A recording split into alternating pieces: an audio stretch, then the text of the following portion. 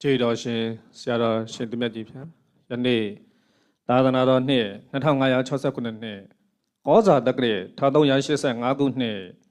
နတော်လပြည့်ကျော်6ရက်2024ခုနှစ်ဇန်နဝါရီလ2ရက်အင်္ဂါနေ့ USA နိုင်ငံ PST မှဇန်နဝါရီလ1ရက်တနင်္လာနေ့ညဓမ္မဒါနကုသိုလ်ရှင်များဖြစ်ကြသောအမေရိကန်နိုင်ငံဆန်ဖရန်စစ္စကို based area မှ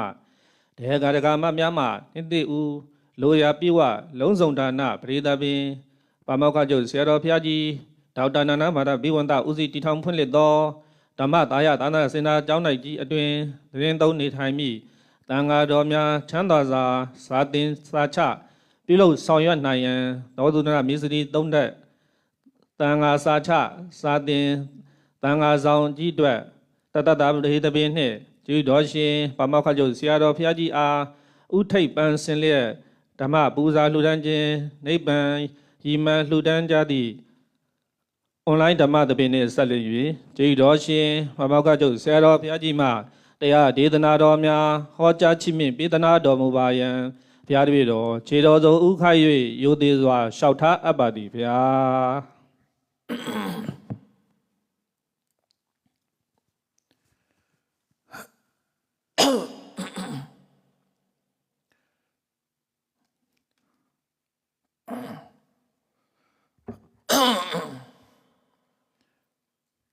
1385ခုနှစ်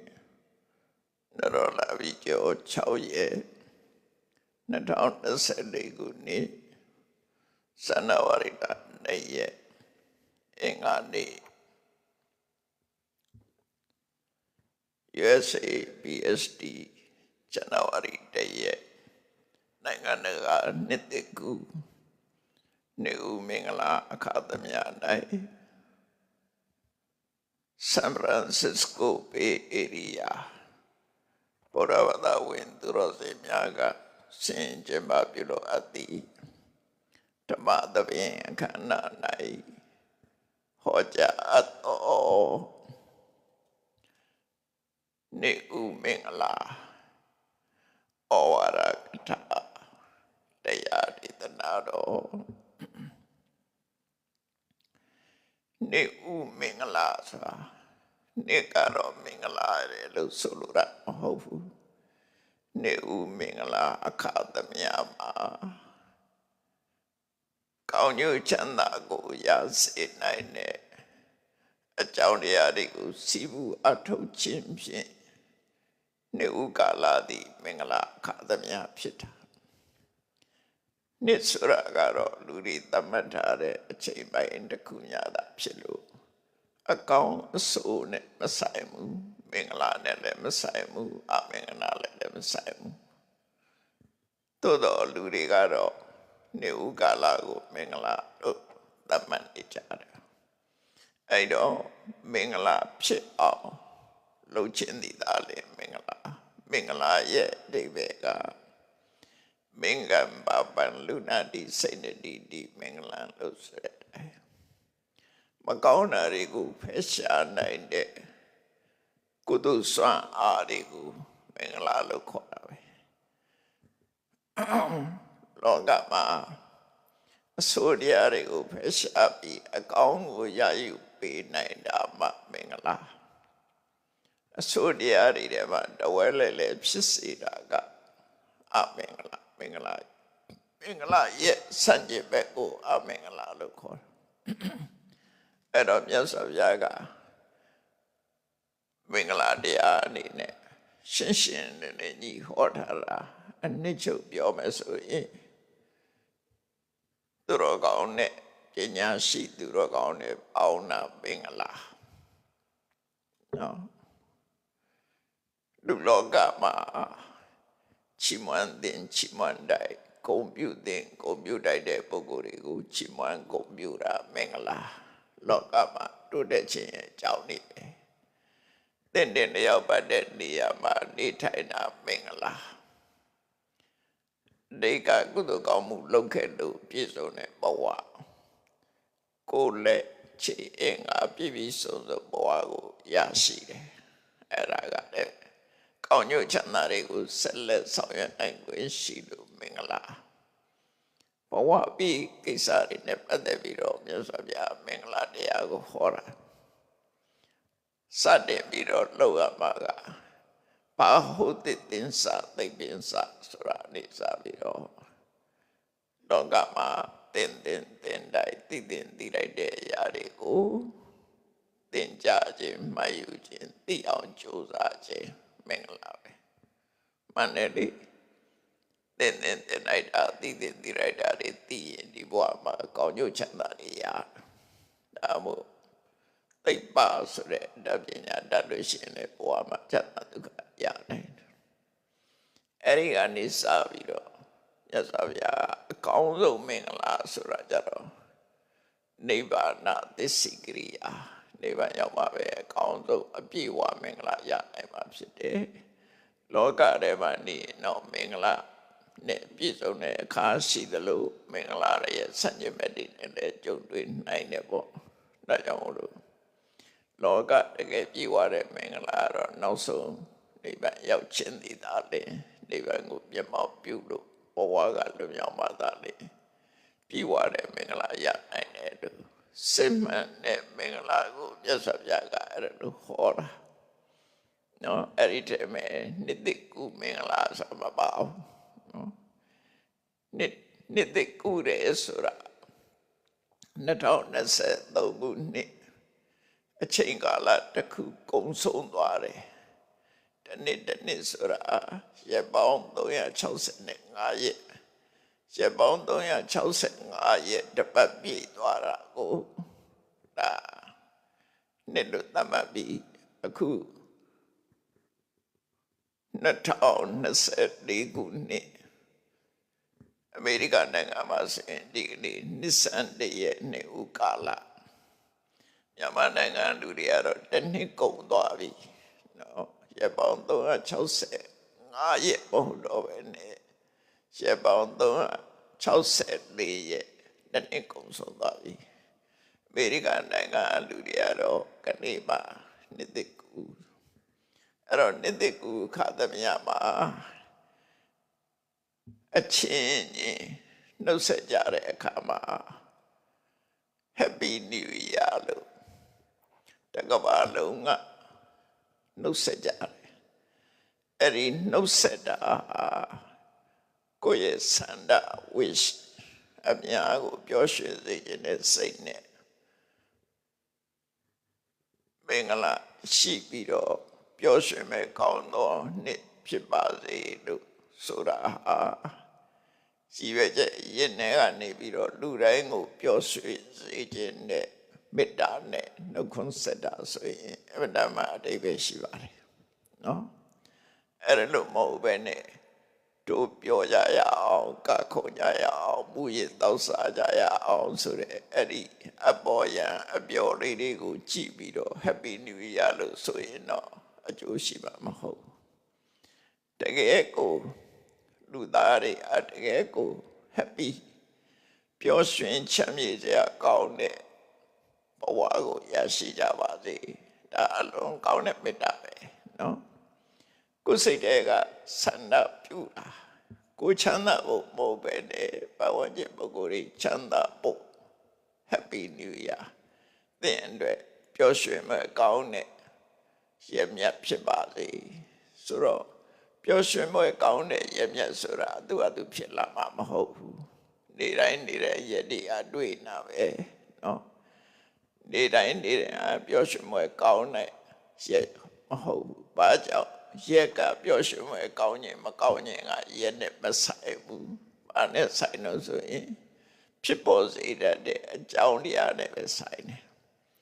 ပျော်ရွှင်စရာကိစ္စတွေနဲ့ဆုံးစည်းရင်ပျော်ရွှင်မဲ့ကောင်းတယ်စိတ်ညစ်စရာကိစ္စတွေနဲ့ကြုံရင်စိတ်ညစ်တယ်အဲ့တော့သူ့အကြောင်းနဲ့သူရှိတယ်အဲ့ဒါကိုပျော်ရွှင်မဲ့ကောင်းတဲ့ Happy New Year အဖြစ်ဘယ်လိုပြောင်းမလဲတနေ့လုံးတကယ် Happy New Year သူ့ဟာသူဖြစ်လာမှာမဟုတ်ဘူးအခုပြောတဲ့မြတ်စွာဘုရားရဲ့မင်္ဂလာကျင့်စဉ်အတိုင်းကျင့်သုံးနေတိုင်းပဲဆိုလို့ရှိရင်နှစ်ဦးကာလတဲ့ပ ပျော်ရွှင်စရာကောင်းမှာမဟုတ်ပဲနဲ့တစ်နှစ်လုံးအတိုင်းအတာထိအောင်ပျော်ရွှင်ပွဲဖြစ်တော့မှာပဲဒါကြောင့်မို့အနှစ်သာရကိုသိရှိပြီးတော့ဘုရားဘာသာဝင်တွေကတကယ်အတိတ်ပဲရှိတဲ့ပျော်ရွှင်ချမ်းမြေ့မှုကိုရှာအောင်ကြိုးစားဖို့လိုတယ်ပျော်ရွှင်ခြင်းမပျော်ရွှင်ခြင်းမှာအကြောင်းတရားတွေရှိတယ်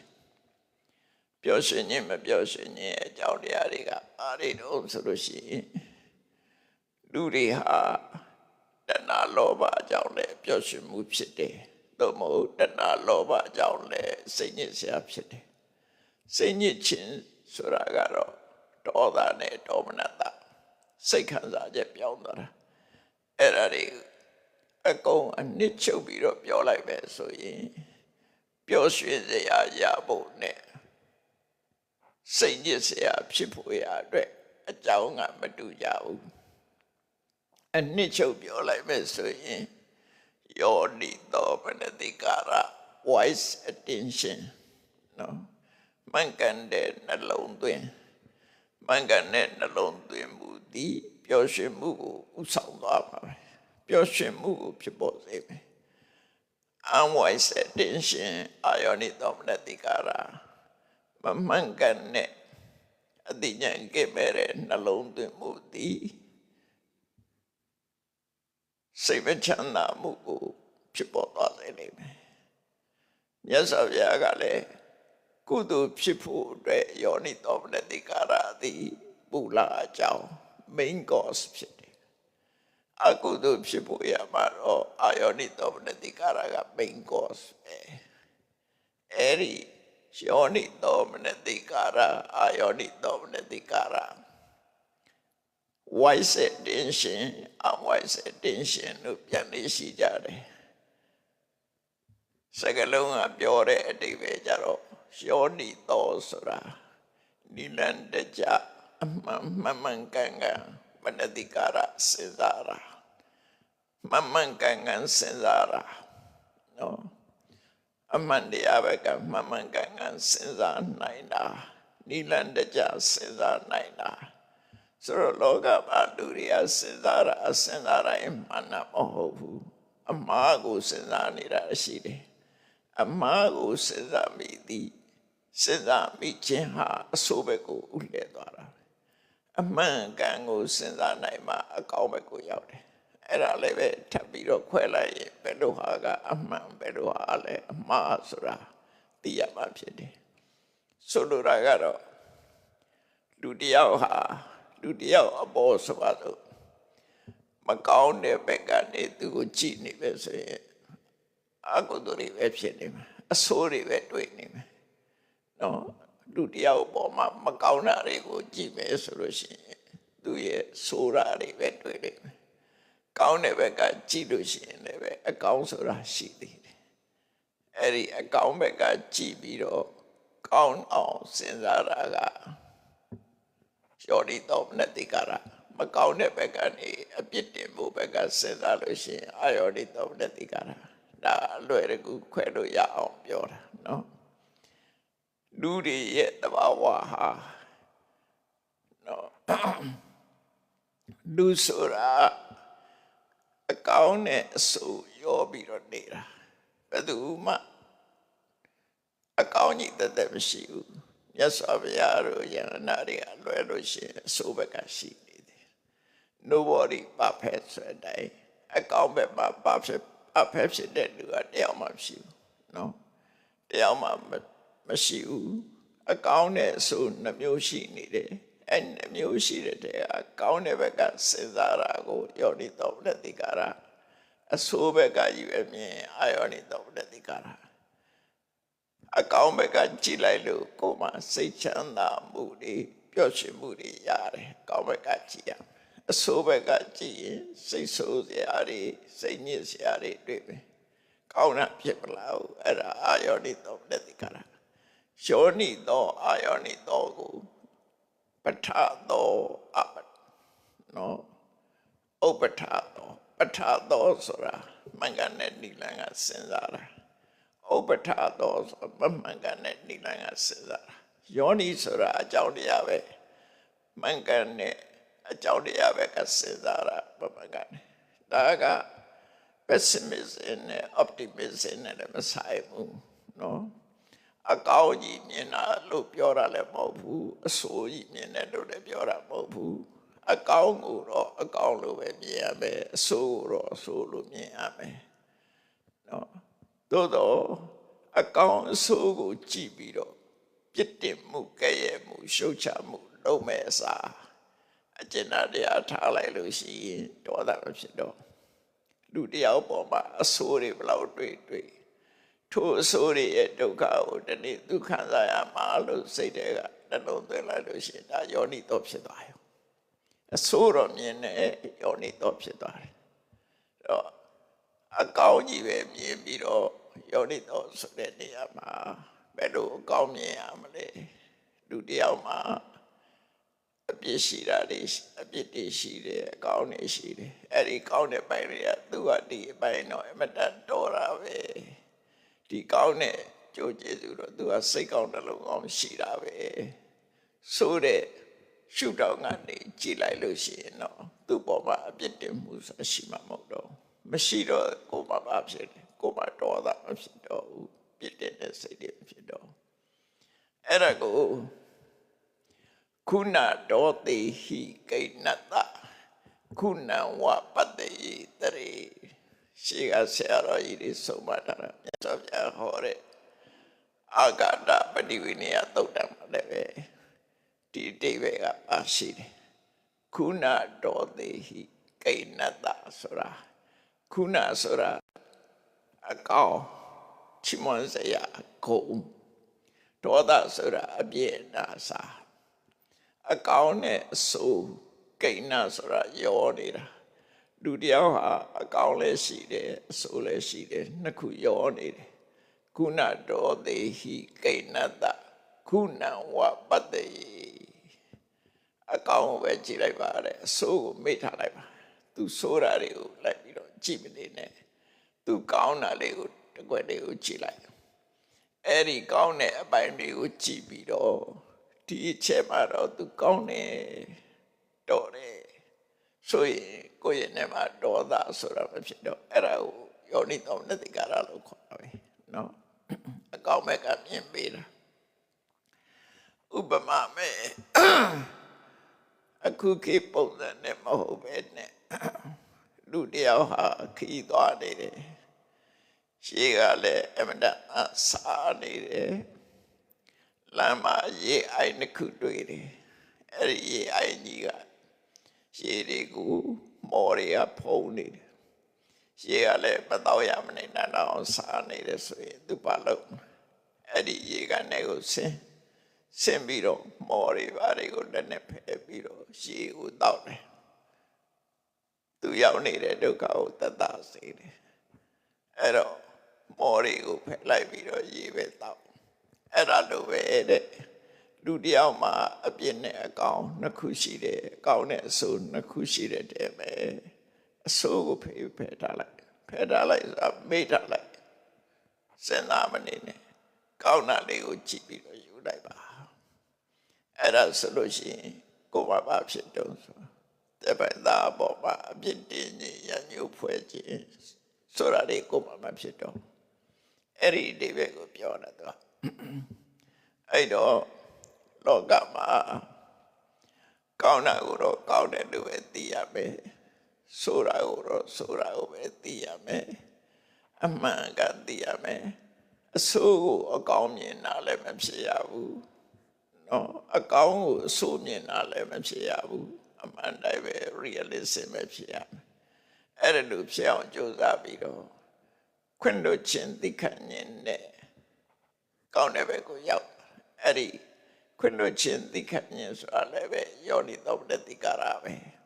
နော်အာယောနိသောမနတိကာရယောနိသောမနတိကာရအဲ့ဒါဟာ happiness ရဲ့နော် happiness ရဲ့မဟုတ်ပဲဖြစ်တယ်ဘယ်ကိစ္စပဲဖြစ်ဖြစ်ယောနိသောမနတိကာရထား ယောနိသောမနတိကာရထားနိုင်လို့ရှိရင်တကယ်စိတ်ချမ်းသာမှုရမယ်အာယောနိသောမနတိကာရတွေများနေမယ်ဆိုလို့ရှိရင်စိတ်ချမ်းသာမှုလက်လွတ်ဆုံးရှုံးသွားနိုင်တယ်ပေါ့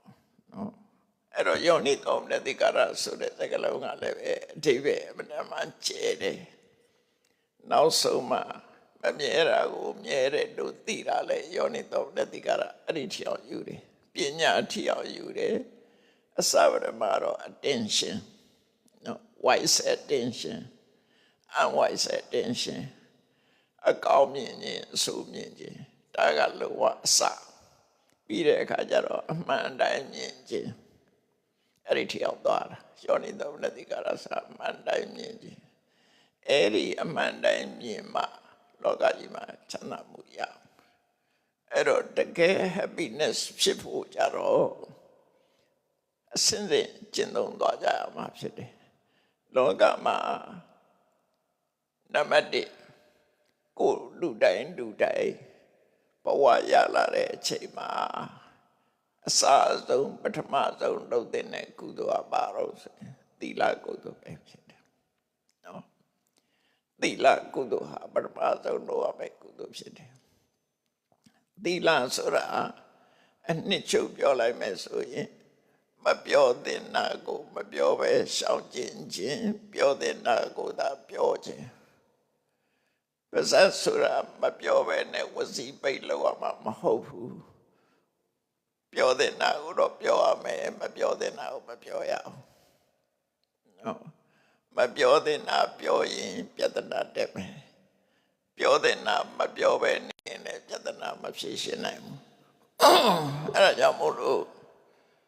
ပါဇက်ဆိုတာစကားပြောဖို့မှန်တယ်သို့တော့အတိညာနဲ့အသုံးချရမယ်မပြောတဲ့အရာကိုမပြောပဲရှောင်ပြောတဲ့အရာကိုပြောဒီနှစ်ခုအဆိုင်ပိုင်းဆိုင်တွဲဖက်ပြီးတော့သွားအောင်ဖြစ်တယ်နော်ခေါင်းနဲ့ပန်းလို့ပဲတင်ငါမှာခေါင်းနဲ့ပန်းလို့ပဲဟိုပဲဒီပဲမပြောတဲ့နာကိုတော့ရှောင်ရမယ်ပြောတဲ့နာကိုတော့ပြောရမယ်အဲ့ဒီနှစ်ခုကိုရွေးချယ်ပြီးတော့မပြောတဲ့နာကိုရှောင်တာကလည်းပဲသီလပဲပြောတဲ့နာကိုသာပြောတာလည်းပဲသီလပဲမပြောတဲ့နာကိုရှောင်တာကဝါရိတသီလပြောတဲ့နာပြောတာကစာရိတသီလသီလဆိုတဲ့မှာနှစ်ခုရှိတယ်သူကမလို့ရမယ်ဟာရှောင်တယ်ဒါဝါရိတသီလလို့ရမယ်ဟာကိုလုပ်တယ်နှစ်ခုဆိုပါစို့ငါးပါးသီလဆိုတာပါဖက်ဖြစ်အောင်ကျင့်သုံးတာဖရာပဲငါးပါးသီလတွေကလုံးဝပါဖက်ဖြစ်တာဖရာနော်ဖရာကိုငါးပါးသီလလုံးနေဆိုရင်ဖရာရဲ့ဂုဏ်နှိမ့်သွားတယ်လို့ထင်အောင်ထင်ရလိမ့်မယ်ငါးပါးသီလတကယ်အခြေခံမယ်ပုရုဇဉ်နဲ့တာမန်ပုဂ္ဂိုလ်တွေစောင့်နေငါးပါးသီလကပါဖက်မဖြစ်ဘူးမြတ်စွာဘုရားကျတော့ပါဖက်ဖြစ်တယ်ဥပမာတစ်ခုပြောမယ်မြတ်စွာဘုရားကပါဏာတိပါဒဝေရမဏိသိက္ခာပရံသမာဓိယာမိဆိုဘုရားကျတော့စောင့်တည်နေရမလို့ဘူးနော်အရဒမနဲ့ပယ်လိုက်တဲ့အချိန်ကစပြီးတော့ဒီကိစ္စနဲ့ပတ်သက်တာတွေအားလုံးလုံးဝကင်းစင်သွားလုံးဝကင်းစင်ပါဖက်ဖြစ်သွားကျန်တဲ့လူတွေပါဖက်မဖြစ်ဘူးကြည့်မြတ်စွာဘုရားပါဖက်ဖြစ်ပုံလေးတစ်ခုကိုကြည့်ပြမစာလာတုတ်တံသုလသီလအခမ်းမှာမြတ်စွာဘုရားကိုလူတွေကသီလကုံနဲ့ချီးမွမ်းတဲ့အခါမှာဘလို့ချီးမွမ်းလို့ပါဏာတိပါဒပတိဝိရတောသမနောကောရမောယဟံကောရမတိပါဏာတိပါဒမှာရှောင်ကျင်သူဖြစ်သည်ဒါချီးမွမ်းတဲ့စကားတစ်ခုနော်ယဟံကောရမတိပါဏာတိပါဒမှာလုံးဝရှောင်သူဖြစ်သည်နိဟိတတံတော်နိဟိတတံတော်ရှောင်ရုံနဲ့မကဘူးသူများကိုဒုက္ခပေးမဲ့ဒုက္ခနဲ့ဘယ်တော့မှဆွဲကြိုင်မထားဘူးဒုက္ခနဲ့သူမှဒုက္ခပေးမဲ့လက်နဲ့မရှိဘူးတချို့ကြတော့လိုင်းစင်နဲ့လက်နဲ့ယူထားတယ်လေ အကြောင်းပြတာပါတော့ကိုကောက်ွယ်ဖို့အဲ့ဒါကြတော့ပြည့်စုံတာမဟုတ်ဘူးနော်ကိုအနေမပြုနဲ့ပြုရင်ချမယ်ဆိုတဲ့စိတ်ဓာတ်ရှိနေသေးတယ်အဲ့ဒါကြောင့်မြတ်စွာဘုရားကြတော့အဲ့ဒီစိတ်ဓာတ်ကိုမရှိတော့နိဟိတတံတော်ဆိုတာချထားအပ်တော်ဒုလည်းနဲ့နိဟိတတတ်တော်ချထားအပ်တော်ဒါလည်းနဲ့အဲ့ဒီခေတ်ကဒုတာပေါ့နော်အဲ့တော့မြတ်စွာဘုရားသည်သူများကိုရိုက်ပုတ်ဖို့သူများကိုချိန်ချောက်ဖို့ဒုတာလည်းနဲ့ဘာတစ်ခုမှမြတ်စွာဘုရားမထားဘူးကိုင်းဆွဲထားတာမရှိဘူးလို့ဆိုတော့လိုင်းစင်ယူထားတာမရှိဘူးအဲ့ဒါမြတ်စွာဘုရားရဲ့ပါဖက်ဖြစ်ပုံနောက်တစ်ခုကဒီစီစိတ်ဓာတ်အနေနဲ့လည်းပဲမြတ်စွာဘုရားသည်ဒီပါဏာဒီပါဒအလုပ်ကိုလုံးဝယွန်ရှာဆက်ဆုပ်တယ်ရှက်တယ်ဒီအလုပ်လုပ်အောင်မှရှက်တယ်ဒီစီဆိုတာအခုအိန္ဒိယနိုင်ငံတို့ဘင်္ဂလားဒေ့ရှ်တို့သုံးတဲ့စကားလုံးကသူတို့ကလက်ချလို့သုံးတာလက်ချဆိုတဲ့စကားလုံးကဒီမြန်မာလိုတတ်တော့လက်စီလစ္စာဆိုတာရှက်တာဆိုတာဒီအလုပ်လုပ်မှာကိုရှက်တယ်ယွန်းတယ်ဒီအလုပ်ကိုယွန်းရှာတယ်လက်ချဆိုတဲ့ရေတော့ကဘင်္ဂလားဒေ့ရှ်ကအမျိုးသမီးတစ်ယောက်စာအုပ်ရေးဦးတယ်လက်ချရှက်ဖွယ်ပေါ့လေဒီပဲကတော့လောကလူသားတွေလုံနေတာနဲ့ပတ်သက်ပြီးတော့ရှက်ဖွယ်ဆိုတဲ့စာအုပ်တော့နာမည်ကလက်ချတယ်တွေ့ဘူးပါလိမ့်မယ်စာအုပ်ဖတ်ဖို့တဲ့လူတွေနာမည်ကြီးတဲ့စာအုပ်တော့ဖြစ်တယ်လက်ချဆိုတဲ့စာအုပ်အဲ့တော့မြတ်စွာဘုရားကလစ်စီသူတို့တန်တဲ့ဖတ်မဆိုလက်ချီမြတ်စွာဘုရားဒီပါဏာတိပါဒအလုပ်ကိုလုံးဝယွန်းရှာတယ်လုံးဝမုန်းနေတယ်လုံးဝရှက်တယ်ဒီအလုပ်နဲ့ပတ်သက်လာလို့ရှိရင်အဲ့တော့ဒီအလုပ်ပေါ်မှာစိတ်ကိုယွန်းရှာတယ်စိတ်ရှိနေတယ်ပေါ့အဲ့တော့ဘယ်လိုမှလုပ်မှာမဟုတ်တော့နော်ထိန်းတာကတော့ကာယကံကိုပဲထိန်းတာသို့တော့စိတ်ဓာတ်ကပါပါတယ်တရားပန်တော်တရားဆိုတာတနာကျင်နာတဲ့မေတ္တာနဲ့ကရုဏာဒီနှစ်ခုတရားလို့ခေါ်တယ်တရားဆိုတဲ့စကားလုံးကမေတ္တာကရုဏာနှစ်ခုဆိုင်တဲ့စကားလုံးပဲအမြတ်တ attva တွေပေါ်မှာကျိုးစီးပွားကိုလိုလားတာကမေတ္တာအကျဉ်းနာထားတာကကရုဏာမေတ္တာနဲ့ကရုဏာနှစ်ခုစလုံးရှိတယ်အဲ့တော့တ attva တွေကိုဒီပုံမှန်ပုဂ္ဂိုလ်လည်းမေတ္တာထားတယ်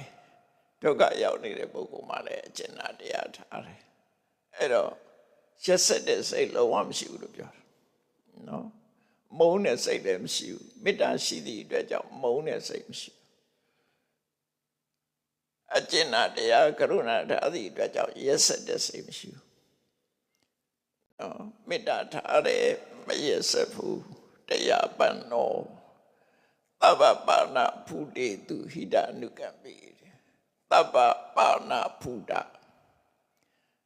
ရှိတ attva အလုံးလောကမှာထင်ရှားဖြစ်ပေါ်လာတဲ့ attva အလုံးပါဏဖုတနှစ်ခုစလုံးဟာ attva ကိုပြောတာပဲ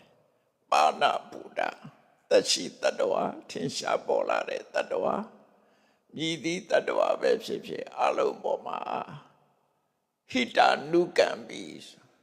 အမြဲတမ်းအကျိုးစီးပွားကိုလိုလားတယ်သူ့ရဲ့ကောင်းကျိုးပဲတွေးတယ်သူ့ကိုဒုက္ခပေးဖို့ဘယ်တော့မှမစဉ်းစားဘူးလို့ပြောတာနော်ကုညီဖို့ပဲစဉ်းစားတယ်တကယ်လည်းကု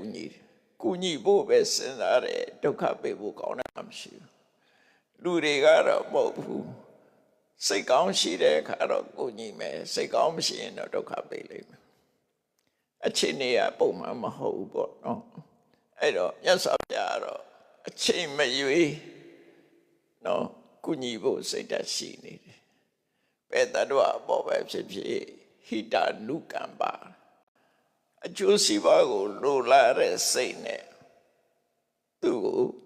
စောင့်ရှောက်ပေးနေတယ်အဲ့ဒီစိတ်လေးဖြစ်နေတာကိုကအဲ့ဒီလူအတွက်အဲ့ဒီတတ္တဝါအတွက်အကာအကွယ်ဖြစ်နေတယ်အဲ့ဒီအကျိုးစီးပွားကိုလိုလားတဲ့စိတ်ကလေးကုန်သွားတာနဲ့တပြိုင်နက်အမုန်းစိတ်ကဝင်လာသူကိုမချီးကျင်ဘူးသူမရှိတာကြိုက်တယ်ဆိုတာမျိုးအမုန်းစိတ်ကဝင်လာအဲ့ဒါတဲ့ဒေါသပဲအဲ့တော့လောကကြီးမှာဒီတတ္တဝါမရှိစေခြင်းမူဒါအမုန်းစိတ်ပဲကြမ်းဖန်ပြီးတော့အမုန်းစိတ်ဓာတ်တွေဟာအေးချင်းဆိုတဲ့တတ္တဝါရှိရင်လူတွေမှာသွေးလွန်တုပ်ကွေးတွေဖြစ်နိုင်တယ်ဘက်တီးရီးယားဆိုတော့ငှက်ဖျားယောဂတွေဖြစ်စေနိုင်တယ်အဲ့တော့ချင်းတွေကိုရှင်းမှချင်းတွေကိုတတ်ပြစ်မှဆိုတာကိုယ်အကျိုးစီးပွားအတွက်လုပ်တာဖြစ်တယ်တတ္တဝါရဲ့အစီးပွားမဟုတ်အဲ့တော့အဲ့ဒါတစ်ဖက်ကကြည့်မယ်ဆိုရင်စိတ်ဓာတ်နဲ့အနေနဲ့မှန်ကန်လားနောက်တစ်ခုကိုယ်ရင်းစာတရားနဲ့ကြည့်လိုက်ပဲဆိုရင်ချင်းတွေကိုတော့ရှင်းပြီးတော့ကိုယ်ချမ်းသာဖို့လုပ်တယ်ဆိုတာမြတ်စွာဘုရားတရားတော်အရာနော်အဲ့လူတွေကတော့ဒါမှန်တယ်လို့ထင်တယ်ယောဂအကောက်ဝဲဖို့အတွက်ဒီလှုပ်တဲ့နယ်ပဲထင်တယ်နော်လှုပ်တဲ့နယ်ပဲထင်တယ်ချင်းကိုရှင်းပြလိုက်အေးပြီးတော့အောက်မိတယ်သို့တော့လောကကြီးမှာတစ်ခုမဟုတ်တစ်ခုလားရှင်းပြလို့အေးပြီလို့ပြောလို့မရဘူးနောက်ဆုံးမှာအခုလက်တွေ့ပဲလေများသောအားဖြင့်လူတွေဟာစိတ်ပြီးသွားတဲ့ချင်းတွေအကောင်ကြီးတွေပိုကြည်လာတယ်ပို့ပြီးတော့ဒုက္ခပေးလာနိုင်တယ်လူတွေကကြောက်လို့လုပ်တာအဲ့တော့ကိုယ်ကျိုးစီးပွားအတွက်လုပ်တာပြီးတော့သူများကိုအကျိုးစီးပွားဖျက်ခြင်းသည်တမ်းမြန်သက်ရောက်တဲ့ reaction သဘောတရားအရာဆိုရင်နော်ကိုကျိုးစီးပွားကိုကြည်ပြီးတော့သူများကျိုးစီးပွားကိုဖျက်လို့ရှိရင်အဲ့ဒီသူများအကျိုးစီးပွားပြတ်သွားတယ်ပြတ်သွားတဲ့အကျိုးစီးပွားမျိုးကိုပြန်တမ်းမြန်သက်ရောက်လာတယ်ဒါ reaction ပဲနော်တမ်းမြန်သက်ရောက်မှုဆိုတာအရာခသိမ်းမှရှိတယ်ကိုလုံးလိုက်တဲ့ဒုက္ခကိုစီပြန်ရောက်လာကိုပေးလိုက်တဲ့ချမ်းသာဒုက္ခလည်းကိုစီပြန်ရောက်တယ်ကိုလုံးလိုက်လို့တစ်ဖက်သားဒုက္ခရောက်သွားရင်လည်းမလွဲမသွေအနေနဲ့အမြန်ကိုစီရောက်လာမှသိကြတယ်အဲ့ဒါကိုကံကံရေးကျိုးလို့ပြောတာဒါက reaction သဘောတရားပဲလုံးဝညှဉ်းဆန်လို့မရတဲ့ဟာတစ်ခုပဲနော်ကိုလုံးလိုက်လို့တစ်ဖက်သားမြတ်စွာဘုရားကပါဟောတော့ဒုက္ခကမ္မနိပူဒာနိလူတိုင်းသရဝတိုင်းဟာကိုယ်ဘဝလေးကိုနှစ်ချိုက်ပြီးတော့ချမ်းသာကြရတာကြီးပဲတဲ့အလုံးဟာ happiness ပဲနော် happy ကိုလို့ကြင်ရတယ်ပျော်ရွှင်ကြရတယ်ကိုယ်ဘဝလေးကိုသရဝတွေမှန်သမျှချမ်းသာကြရတာကြီးပဲတဲ့အဲ့ဒီဒုက္ခကာမနိပူဒာနိအဲ့ဒီချမ်းသာခြင်းနဲ့တတ္တဝါတွေကိုယောဒန်နေနာဝိဟိတတိအဲ့ဒါကိုကသွားပြီးတော့သူ့ကိုဒုက္ခပေးမယ်ရိုက်မယ်နှက်မယ်ပုတ်မယ်တတ်မယ်ဖြတ်မယ်သူ့ကိုဒုက္ခပေးမယ်လူတိုင်းကချမ်းသာခြင်းနဲ့တတ္တဝါတစ်ခုကိုသွားပြီးတော့တတ္တဝါတို့ကိုဒုက္ခသွားပေးမယ်အဲ့ဒီနီးနဲ့ဥပမာချင်တတ်ပြီးကိုယောဂကဲအောင်လုပ်တယ်ဆိုတော့နော်ချင်တော့တပ်လိုက်တယ်ကိုရောယောဂကဲစေငါပြယောဂဖြစ်မှကြောက်လို့သူကတတ်လိုက်တယ်အဲ့ဒါကိုပြောတာအတ္တနောဒုက္ခမေတ္တာနောသူများကိုဒုက္ခပေးပြီးတော့ကိုချမ်းသာမှုကိုရှားရင်တဲ့ဆိုပြကနောက်ဆုံးရဇကိုဟောလိုက်တာပစ္စသောနလဘတိဒုက္ခဘယ်တော့မှမရဘူးနော်အဲ့ဒီချမ်းသာမျိုးသူရမှာမဟုတ်အခိုက်အတန့်လေးတော့ရကြရတယ်အခိုက်အတန့်ဆိုတာကိုလုံးလိုက်တဲ့အကုသိုလ်ကံကမကျူဝမဖြစ်သေးလို့ကိုစီမတုံ့ပြန်မှုမရောက်သေးလို့ရှင်တော့ချမ်းသာတယ်တုံ့ပြန်လာပြီဆိုရင်တော့ဘယ်သူမှလွတ်လို့မရတော့အဲ့လိုဆိုလို့မတုံ့ပြန်သေးခင်အေးစတဲ့ response မလုပ်သေးခင်ပေါ့ကိုလုံးတဲ့အကုသိုလ်ကတနေ့ကျရင်ကို response လုပ်လာလိမ့်မယ်အဲ့ဒီ response မဖြစ်ခင်နေတော့သူကချမ်းသာနေပဲပြုံးနိုင်မယ်ရွှင်နိုင်မယ်သူလုံးလိုက်တာခုံယူလိုက်မယ်နော်သို့တော့သူလုံးလိုက်တဲ့အပြစ်တွေကတနေ့ကျသူ response လုပ်လာလိမ့်မယ် reaction သဘောတရားဖြစ်လာအဲ့ဒီကြရင်ပစ္စသောနလဘတိဒုက္ခဘယ်တော့မှသူ့လိုချင်တဲ့ချမ်းသာရမှာမဟုတ်ဘူးတဲ့ဒါမြတ်စွာဘုရားရဲ့ ဆုံးမတဲ့စကားနော်ဒီစကားပဲမှဆုံးမတာတော့ဆိုသာဝတိပြည်စေရွန်ကျောင်းနာမှာမြတ်စွာဘုရားကလမ်းလျှောက်ထွက်လာတယ်ကျောင်းဘဝအနိနာမှာမွေးတကောင်ကိုကလေးတွေကလိုက်ပြီးတော့ထုံတဲ့ရိုက်နေကြတယ်အဲ့ဒီချိန်မှာမြတ်စွာဘုရားကဟဲ့ဘာလို့ကြတာတော့မွေတွေ့လို့ရိုက်နေဘာဖြစ်လို့မင်းတို့မွေကိုရိုက်တာတော့မွေကိုက်ရင်သိမှကြောက်လို့မွေကကိုက်တတ်တယ်ကိုက်ရင်ကိုကိုက်ပါအေးမွေရလည်းပဲမင်းတို့လိုပဲကြောက်တာပဲမင်းတို့လည်းကြောက်တာမင်းတို့လည်းချမ်းသာကြတာပဲမွေရလည်းချမ်းသာကြတာပဲအဲ့ဒီချမ်းသာခြင်းတဲ့လူကိုမင်းတို့သွားဒုက္ခပေးနေတယ်လားအဲ့ဒီနီးနေမင်းတို့ချမ်းသာရှာမယ်ဆိုရင်မင်းတို့ဘယ်တော့မှချမ်းသာမှာမဟုတ်ဘူးသူလည်းသူကသူချမ်းသာပါစေသွားပါစေတုံးနဲ့မရိုက်ပါနဲ့သူကသူချမ်းသာတာလွတ်ရကြွသွားပါစေအဲ့လိုဆိုမှမင်းတို့ချမ်းသာရမယ်လို့ကလေးတွေနားလဲအောင်ဟောတဲ့တရားမြတ်စွာဘုရားဟောတာဓမ္မပဒမှာပါတယ်နော်အဲ့ဒါလို့မြတ်စွာဘုရားရဲ့ဒီဟောပြောချက်လေးတွေကဘဝရဲ့ guideline လေးတွေပေါ့ကိုယ်ကိုယ်လိုက်တာဖို့တယ်အဲ့တော့ယောနိသောမနတိကာရလို့ဆိုတဲ့ white attention ရှိလိုက်တာတဲ့တရားနဲ့ကိုလုံးတဲ့လို့ရကောင်းတဲ့လို့ရဖြစ်လာတယ်အာယောနိသောမနတိကာရဆိုတဲ့ unwise attention ဆိုလိုတာကမလိမ္မို့မလိမ္မာအသိပညာကင်းတဲ့ attention အသိပညာမပါတဲ့မမှန်ကန်တဲ့တွေးခေါ်မှုကမကောင်းတဲ့ဘက်ကိုတွေးဆောင်သွားတယ်ဒါကြောင့်မို့ happiness ဖြစ်ခြင်းနဲ့ happiness မဖြစ်ခြင်းဒီနှစ်ခုမှဆိုင်ရအကြောင်းတရားတွေရှိနေတယ်လို့အဲ့တော့မြတ်စွာဘုရားကဟောတယ်ကုသလအနာဝိသဒုက္ခဝိပါကလက္ခဏာအနှစ်ချုပ်ပြောမယ်ဆိုရင်ကုသလအနာဝိသဒုက္ခဝိပါကလက္ခဏာကုသိုလ်ဆိုတာ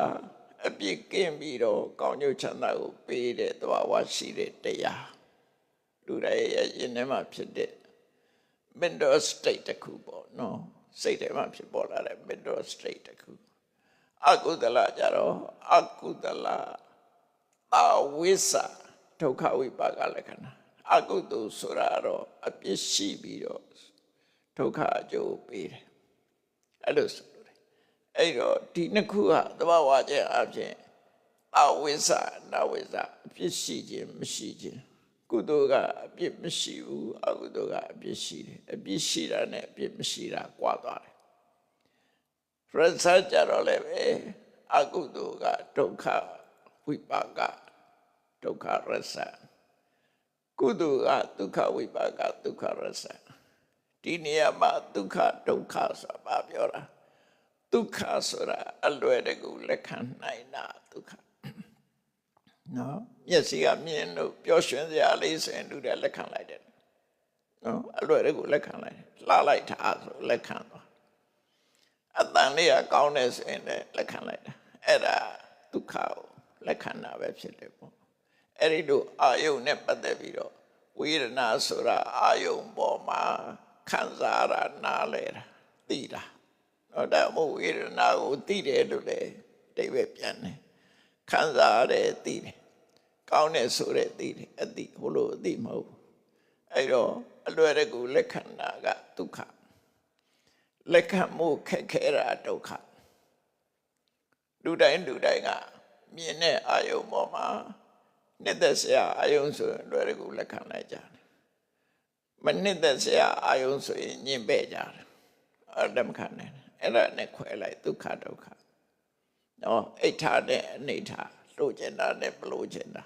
အဲ့လိုခွဲအဲ့တော့ကုသိုလ်ကအလွယ်တကူလက်ခံတယ်ပြောမှဆိုရင်တော့ဒီစက်တာလည်းပြောဆို comfortable နဲ့ comfort နဲ့ discomfort ပေါ့ဒုက္ခက comfort what discomfort အဲ့လိုဝက်ပြန်ချမ်းသာတယ်ပေါ့နော်ဘဝမှာအဆင်ပြေမှုဘဝမှာအဆင်မပြေမှုဒါရသတ်တယ်လို့ဖြစ်လာတယ်အဲ့တော့ဘဝမှာအဆင်ပြေမှုတွေရဖို့အတွက်ကဘာလို့ရတယ်လဲကိုယ့်ဘဝကိုဆုံးဖြတ်ကြည့်လိုက်မယ်ဆိုရင်နံပါတ်1ယောနိသောမနတိကာရရှိအောင်ရင်ကြိုးစားကြည်တတ်ဖို့ခွဲခြားသိမြင်တတ်တဲ့အသိပညာသို့မဟုတ် attention နော် attention ကစားတာပဲဒီအားလုံးကဒါကြောင့်မို့မုတ်ဦးအနေနဲ့ rest အစဆုံးအနေနဲ့ attention ကိုပြောတာလိမ်မြန်စီးရင်တော့မှ may I have your attention please ဆိုပြီးတော့ attention ကိုလောက်ခိုင်းတာမဟုတ်လားလေမဲကကြင်ကြတော့မယ်ဆိုရင် attention ရှိကြပါဆိုတာပြောတာအဲ့တော့ဒီ attention ကအမှန်တမ်းအရေးကြီးတယ်အဲ့ဒါယောနိတော်မနတိကာရကိုပြောတာပဲအဲ့ဒီ attention လေးကစားလိုက်တာသူတခုတည်းတော့မဟုတ်သူကအစားနော် just speaking နဲ့အစားလေးပဲအဲ့ဒီအစားကောင်းမှနောက်ကလာပါလိမ့်ဘယ်အပဲဖြစ်အစားကောင်းမှနောက်ကလာအဲ့ဒီအစားလေးကိုကောင်းအောင်လုပ်တာယောနိတော်မနတိကာရအဲ့တော့ကုသိုလ်ရဖို့အတွက်အချက်၄ချက်ကို2024ခုနှစ်တစ်နှစ်လုံးကိုဒီအချက်၄ချက်နဲ့ထိမ့်ကွက်ထားပြီးတော့ကုသိုလ်ဖြစ်အောင်ကြိုးစားပြီးကုသိုလ်နှစ်ဖြစ်သတ်မှတ်ပြီးဒီတစ်နှစ်လုံးဟာတော့ကုသိုလ်ပဲဖြစ်စေရမယ်ကုသိုလ်များများဖြစ်စေရမယ်နော်အဲ့တော့ဘာလို့ရမလဲနံပါတ်1ကဒါကအထာတလိနိထက်ကတာမှာကုသိုလ်ဖြစ်ဖို့နိလန်၄သွဲပေးထားတာနော်အဲ့ဒါကိုပြောမှာနော်အကိုကရှိပါတယ်အဲ့လိုပြောတာမဟုတ်ပါဘူးနော်နိလန်၄သွဲရှိတယ်အဲ့နိလန်၄သွဲနံပါတ်1ကဘာလို့ဆိုနိယမိတာနိယမိတာဆိုတာတတ်မှတ်ချက်စိတ်ထဲမှာတတ်မှတ်တာ determination ပေါ့ determination လောက်အောင်နံပါတ်1က determination လောက်ရမယ်2024ခုနှစ်အတွက်ငါစိတ်ထဲမှာကုသိုလ်သာလင်အဖြစ်များရမယ်အကုသိုလ်တွေအဖြစ်မများစေရဘူးကျွတ်တင်ပြီးတော့ဒိဋ္ဌံအဲ့ဒါကုသိုလ်ဖြစ်ဖို့အတွက်နိလန်တစ်ခုပဲကုသိုလ်သာဖြစ်စေရမယ်အကုသိုလ်မဖြစ်စေရဘူးမျက်နှာကြားတာအနံ့ရတာအရသာတိတာအထီးတွေစိတ်ကူးကြံစီဒီအာယုံ6မျိုးနဲ့ပတ်သက်လာရင်ကုသိုလ်ပဲဖြစ်စေရမယ်ဖြစ်လို့လုပ်လို့ရလာလို့ဆိုဘယ်တရားကပုရိသေဆိုတာတော့ကျုပ်ပေါက်မှုတွေရှိနေမှာကျုပ်ပေါက်ရင် restore လုပ်ပေါ့ပြန်လုပ်ပေါ့နော်နောက်ကြရင်ကိုယ်နိုင်တော့မှာပဲဒါမှမစရင်ကိုယ်နိုင်မှုမရှိဘူးသူ့ရဲ့လွှမ်းမိုးမှုခံနေရမယ်ပထမကိုကစတဲ့ပြီးတော့တရားကို determination ပါဖြစ်ရမယ်ဆိုတာတွေက determination အရေးကြီးတယ်လို့ပြောတာနော်အဲ့ဒါလေးအစအောင်ကုသိုလ်သာဖြစ်ရမယ်အကုသိုလ်မဖြစ်စေရဘူးဒါနံပါတ်1နံပါတ်2ကြတော့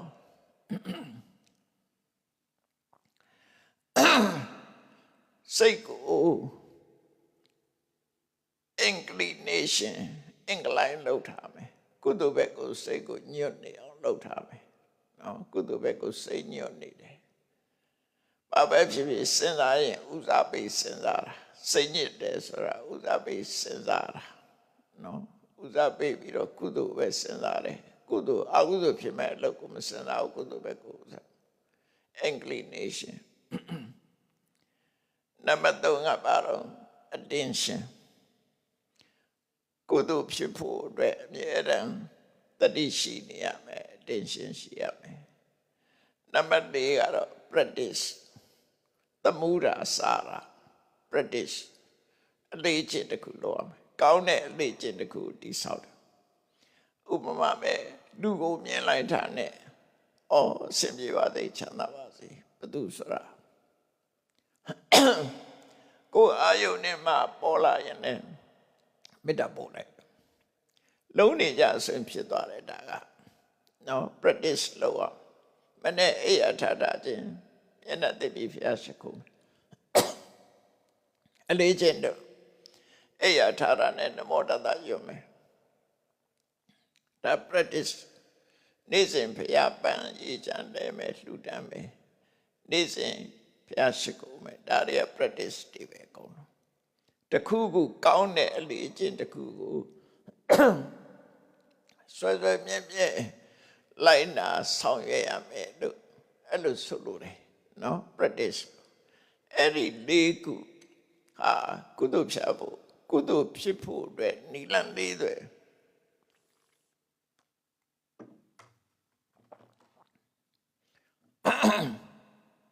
အနိုးဆိုရင်ကုသိုလ်ဖြစ်ဖို့ chance ကလောနေတယ်လူတွေမှာကုသိုလ်ဖြစ်ဖို့ chance အလုံးကိုနေတယ်တခြားကိစ္စတွေရဲ့လွှမ်းမိုးထားတာတို့ကိလေသာတွေရဲ့လွှမ်းမိုးတာတို့အာယုန်ရဲ့လွှမ်းမိုးတာတို့ဒါကြောင့်ကုသိုလ်ဖြစ်ဖို့ဆိုတာလုံးဝခရင်အဲ့ဒါတွေလွှမ်းမိုးမှုတွေကိုမခံရအောင်သက်သာတော့အောင်ကုလိုနံပါတ်1က determination နံပါတ်2က inclination နံပါတ်3က attention နံပါတ်4က practice အဲ့ဒီအချက်၄ချက်နဲ့ကိုကုသိုလ်ဖြစ်အောင်ကြိုးစားမယ်ဆိုရင်တဖြည်းဖြည်းကိုယ်ချုပ်ကိုင်လာနိုင်တဲ့အဆင့်ရောက်လာကိုယ့်ရဲ့လက်ထဲရောက်လာမှာဖြစ်တယ်နော်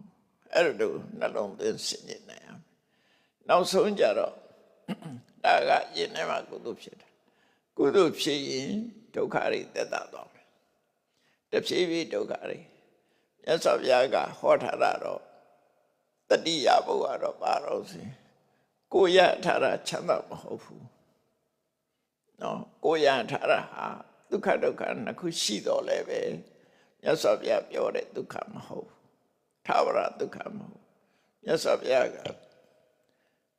သဗ္ဗေသင်္ခါရဒုက္ခဆိုပြီးဒုက္ခပဲနောက်ပြီးတော့မြတ်စွာဘုရားလူတွေရထားတဲ့နာမရူပ body and mind and body ဒီနှစ်ခုလုံးကဒုက္ခပဲဘာကြောင့်ဒုက္ခတော့ဆိုရင်မမြဲလို့ထာဝရပြောင်းလဲနေတဲ့အရာဖြစ်တော့ကြောင့်ဒုက္ခကိုရထားတာကဒုက္ခအဲ့ဒီဒုက္ခကိုကုသိုလ်လုပ်ခြင်းအပြင်ကုသိုလ်လည်းပဲဒုက္ခပဲအဲ့ဒါသို့တော့ကုသိုလ်ရုပ်ခြင်းအပြင်ဒုက္ခလေးတွေနိငယ်သက်သာသွားနိုင်တယ်သက်သာသွားနိုင်တယ်မမြဲတာကိုမြဲအောင်လုပ်လို့မရဘူးနော်မမြဲတဲ့တရားကိုမြဲအောင်လုပ်လို့မရဘူးမမြဲတာကိုမြဲတဲ့အရာဖြစ်အောင်ပြောင်းဖို့လည်းမရဘူးအဲ့တော့ဒုက္ခကိုဒုက္ခအဖြစ်ပြောင်းဖို့မဟုတ်ဘဲနဲ့ကိုရထားတဲ့ယုံနာခန္ဓာဘဝဆိုတဲ့ဒုက္ခကြီးကိုအဆုံးသတ်ဖို့ပဲလုပ်အောင်နော်သူရှိနေရင်တော့သူကမမြဲတဲ့သဘောနဲ့သွားနေမှာပဲမမြဲလို့ရှိရင်ဒုက္ခမျိုးစုံရှိနေမှာပဲမမြဲခြင်းကြောင့်ဖြစ်တဲ့ဒုက္ခအကြောင်းတရားတွေမိပြီးတော့ဖြစ်နေတဲ့ဒုက္ခအဲ့ဒီဒုက္ခကြီးကိုဒုက္ခအဖြစ်ပြောင်းတဲ့နိလန်မရှိဘူးမမြဲတာကိုမြဲအောင်လုပ်တဲ့နည်းမရှိဘူးလုံးလို့လည်းမရဘူးလုံးလို့ရတာပါတော့ဆိုရင်မမြဲတဲ့ဒုက္ခကြီးဆုံးသတ်သွားအောင်လုပ်လို့ရတယ်ဘာကြောင့်လို့မမြဲတဲ့ဒုက္ခသည်အကြောင်းရှိလို့ဖြစ်နေတာအဲ့ဒီအကြောင်းတရားကိုဖယ်ရှားလိုက်လို့ရှိရင်မမြဲတဲ့ဒုက္ခအဆုံးသတ်သွားမှာဖြစ်တယ်အကြောင်းတရားကိုဖယ်ရှားခြင်းအပြင်ဒုက္ခချုပ်ငြိမ်းသွားမှာဖြစ်တယ်အဲ့ဒီချုပ်ငြိမ်းတဲ့အဆင့်ကိုရောက်အောင်လုပ်ဖို့ရတဲ့မြတ်စွာဘုရားကသီလသမာဓိပညာလို့သိက္ခာ၃ရပ်ကိုဟောထားတာဖြစ်မဂ္ဂင်၈ပါးအကျင့်တရားကလည်းမမြဲတာကိုမြဲအောင်လုပ်ဖို့မဟုတ်ဘူးမမြဲတဲ့အကြောင်းတရားတွေကိုဖယ်ရှားပြဖို့မမြဲတဲ့အကြောင်းတရားတွေကိုဖယ်ရှားလို့ရှိရင်မမြဲတာကြီးကမြဲလာမလားမမြဲဘူးသူကတော့မမြဲတာသူမမြဲဘူးပဲသို့တော့မမြဲတာတွေကိုဆုံးသတ်နိုင်တယ်ဒါကြောင့်မို့ပဋိစ္စသမုပ္ပါဒ်မှာဆိုရင်မြတ်စွာဘုရားကအနုလောမပဋိစ္စသမုပ္ပါဒ်ပฏิလောမပဋိစ္စသမုပ္ပါဒ်ဟောထားတာကြည်နိဂုံးကျုံနေမှာဧဝမေတ္တကေဝလတဒုက္ခခန္ဓတသမှုရယောဒီနည်းနဲ့ဒုက္ခဖြစ်လာတာနော် cause ကိုရှားပြတဲ့ဒီနည်းနဲ့ဒုက္ခဖြစ်လာတာကဒုက္ခပဲငါမဟုတ်ဘူးတတ္တဝါမဟုတ်ဘူးဒုက္ခပဲဖြစ်လာတာနောက်တစ်ခါအဲ့ဒါကိုဧဝမေတ္တကေဝလတဒုက္ခခန္ဓတနိရောဓောဒီနည်းနဲ့ချောအောင်လို့ရတယ်ဆိုပြီးတော့ပရိစ္ဆေသမုပ္ပါဒ်မှာဒုက္ခနဲ့ဒုက္ခသမုဒယနဲ့ဒုက္ခနိရောဓတ နည်းအားဖြင့်ဒုက္ခနဲ့ဒုက္ခនិရောဓဒီနှစ်ခုကိုပဲဟောတာသစ္စာ၄ပါးကြတော့ဒုက္ခသစ္စာနဲ့ဒုက္ခនិရောဓဆိုတဲ့နိဗ္ဗာန်နော်ဒုက္ခနဲ့និရောဓဒီနှစ်ခုပဲဟောတာကျန်တဲ့ဟာတွေကနိလန်နေမဂ္ဂင်၈ပါးဆိုတာဒုက္ခនិရောဓသွားတဲ့နိလန်သမုဒိယဆိုတာဒုက္ခကိုထုတ်လို့တဲ့အကြောင်းတရားအဓိကအနှစ်ချုပ်ကတော့မြတ်စွာဘုရားကဘဝမှာရနေတာဘာလို့ဒုက္ခအဲ့ဒီရနေတဲ့ဒုက္ခကြီးကိုအဆုံးသတ်လို့ရတာဒုက္ခនិရောဓအဆုံးသတ်တဲ့နိလန်ကမဂ္ဂនិရောဓကာမိနိပฏิပဒါမဂ္ဂမဂ္ဂင်၈ပါးအကျင့်တရားသည်အဆုံးသတ်တဲ့နိလန်ဒီဒုက္ခကြီးကိုဖန်တီးနေတာဒုက္ခသမုဒယအဲ့ဒီဟာကတကယ်အနှစ်ချုပ်ပါပဲမြတ်စွာဘုရားလောကကြီးမှာတို့ရထားတာဒုက္ခကိုရနေတာလူတွေအပါရထားလို့မင်းဒုက္ခရတာဘဝရထားတာပါရတာဒုက္ခရတာခန္ဓာ၅ပါးရတာပါရတော့ဒုက္ခရတာယုံနဲ့ရတာဒုက္ခရတာအလုံးရသမျှဟာဒုက္ခဘာကြောင့်ဒုက္ခတော့သဗ္ဗေသင်္ခါရအနိစ္စ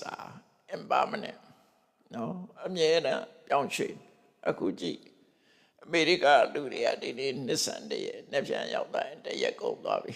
မြန်မာပြည်ကလူတွေကနှစ်ရက်ကုန်သွားပြီ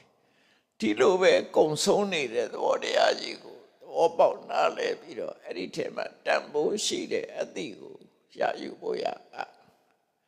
ဒါလူတွေအတွက်ပဲပြီးပဲနော်နှစ်ပဲတန်ဖိုးပဲဒီထက်အချိန်ဆိုတာလည်းတန်ဖိုးမဟုတ်ဘူးဘဝဆိုတာလည်းတန်ဖိုးမဟုတ်ဘူးအဲ့ဒါကတန်ဖိုးကိုသိရှိနားလည်ပြီးတန်ဖိုးဆိုတာသီလသမာဓိပညာ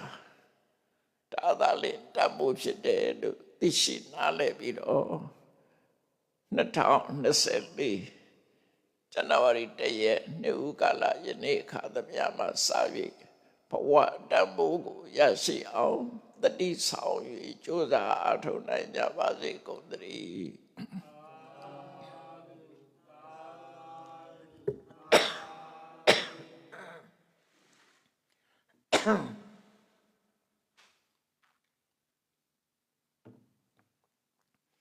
ရှိတဲ့ချပြီးတော့စိတ်တွေကအာရုံပြုလိုက်ပေါ့အတန်ညာဝေးနေတယ်ဒီအတူတူရှင်ဖေယဖေယတပိတော်တို့သည်2024ခုနှစ်နေဥကာလအခါသမယဝေထာဝရမင်္ဂလာပြည့်စုံကြပြီလင်စစ်မှန်သောပျော်ရွှင်ချမ်းမြေပွဲရရှိခံစားနိုင်ရန်နေဥမင်္ဂလာအလှူဒါနကိုပြုလုပ်ကြပါကုန်၏တရားဓမ္မကိုနာယူကြပါကုန်၏ကုသိုလ်မင်္ဂလာပြုလုပ်ခြင်းဖြင့်နေဥကာလကိုစတင်ကြပြီလင်အကျိုးရှိရှိဓမ္မအသည့်ဖြင့်နေထိုင်နိုင်အောင်ကြိုးစားအားထုတ်နိုင်ဖို့အပမရတရားလက်ကင်ထားလျက်ကြိုးစားကြပါကုန်အံ့အရှင်ဘုရားယနေ့ယခုအားထုတ်ပြုလုပ်ရသောဤကောင်းမှုသည်နိဗ္ဗာန်ချမ်းသာ၏အကြောင်းထောက်ပံ့ဖြစ်ပါစေတည်းဤကောင်းမှု၏ဘုရားကကိုအမိအဖအဖို့အဖွာဆွေမျိုးညာတိတို့အားကုသိုလ်အမြတ်ဝေငှပါကုန်၏သာသနာတော်ဆောင်နှင့်လောကဆောင်တတ်တို့အားကုသိုလ်အမြတ်ဝေငှပါကုန်၏တပည့်တော်တို့နေထိုင်ရာမြို့ရဒေသတို့၌ ရှိကြကုန်သောနတ်ပေါင်းတို့အားကုသိုလ်အမြတ်ဝေငှပါကုန်၏ကဘာသူကဘာသာတတ္တဝအလုံးတို့သည်ကုသိုလ်အမြတ်ကိုယ်သည်ရကြကုန်သည်ဖြစ်၍ကိုယ်စိတ်လမ်းချဝန္တာချမ်းသာကြပါစေကုန်သတည်းအလုံးကြကြသည်